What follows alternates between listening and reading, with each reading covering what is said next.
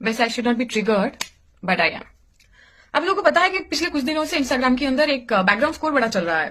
डोसा, इडली, सांबर, चटनी चटनी, अच्छी बात है, उसकी पैरोडीज भी बनी है, उसकी काउंटर भी बनी है। पर जो मजे की बात है ना कि इस पूरे टाइम के दौरान कुछ इन्फ्लुएंसर उभर के आए हैं जो ये कहना चाहते हैं कि वो इस देश की जो इतिहास है, भारत के बारे में लोगों को बताना चाह रहे हैं अपने कंटेंट के द्वारा। और इन लोगों का ये मानना है कि वो सारे लोग जो ये मानते हैं, जो ये डिमांड करते हैं कि कोई भी इंसान को कि वो जहां पे रहते हैं they should be knowing the local language of the particular region, the particular state. इन लोगों को लगता है, ये जो भारत के इन्फ्लुएंसर्स है, इनको ऐसा लगता है कि ये करते हुए ये लोग देश के अंदर जो प्रेम है, देश के अंदर जो मजबूती है, जो एकता है, उसको कहीं ना कहीं वो बर्बाद कर रहे हैं।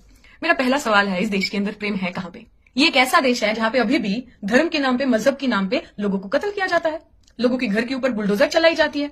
ये एक ऐसा देश है जहां पे इतनी आजादी के इतने साल के बाद भी अगर आप एक दलित है और अगर आप अपनी बाराती में घोड़ा चढ़ के जाना चाहते हैं, आपको वो चढ़ने नहीं दिया जाता है। खुलेआम कहा जाता है कि दलित हमारे घर के सामने घोड़ा चढ़ेगा नहीं। कौन सा प्रेम, कौन सा सद्भाव के बारे में आप बात कह रहे हैं? और ये कौन सी ये एंटाइटलमेंट है जिसको लेकर आप ये कहते हैं कि अगर हम हिंदी भाषी है तो चाहे हम महाराष्ट्र जाए, चाहे हम कर्नाटका जाए, चाहे हम केरला जाए, बंगाल जाए, कहीं पे भी जाए, हम अपनी मातृभाषा में ही बात करेंगे। ये कैसा मातृभाषा का प्यार हुआ? अगर मैं पश्चिम बंगाल के रहने वाली हूँ, अगर मैं कल के दिन दिल्ली आती हूँ, आगरा जाती हूँ, मथुरा जाती हूँ, कौन सी भाषा में मैं बात करूंगी? बांग्ला में?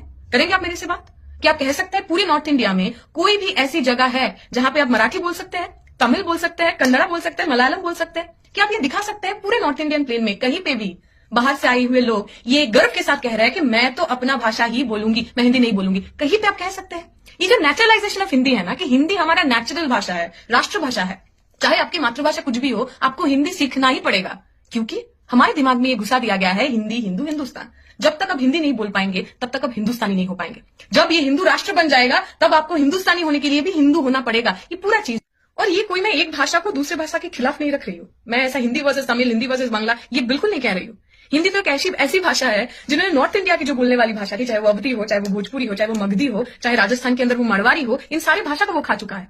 जिस डाइवर्सिटी के बारे में हम बात करते थे, जिस मल्टीलिंग्वलिटी के बारे में हम प्राउड फील करते थे, उन सारी चीजों को हिंदी इंपोजिशन ने नॉर्दर्न इंडिया के अंदर खत्म किया है।